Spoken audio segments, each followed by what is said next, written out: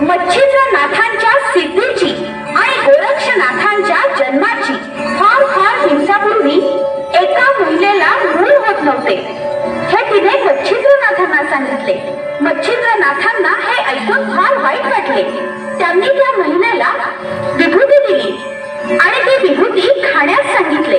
पुढे 12 वर्षानंतर मच्छिंद्रनाथ त्या महिलेकडे आले आणि आपल्या मुलाची चौकशी करू लागले. तेव्हा त्यांना कळाले त्या महिलेने ती विभूती शेणात टाकून दिली आहे. ती विभूती कुठे टाकली हे पाहत पाहत त्या विभूती टाकलेल्या जागेवर मच्छिंद्रनाथ आणि ती महिला आले आणि मग आकाशवाणी झाली.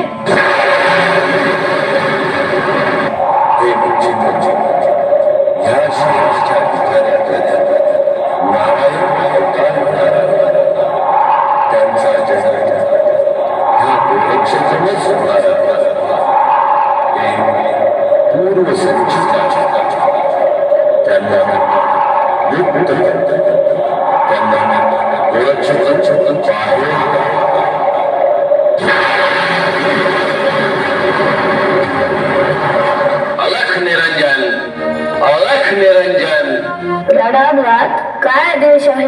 अलख निरंजन, अलख निरंजन. हे हरिनारायण, मी कवी नारायण म्हणजेच मच्छिंद्र. आज तुझा जन्म या गोरक्षेतून झाला आहे म्हणून गोरक्षनाथ या नावाने तू प्रसिद्ध होशील. ये बाळा, उठ, बाहेर ये.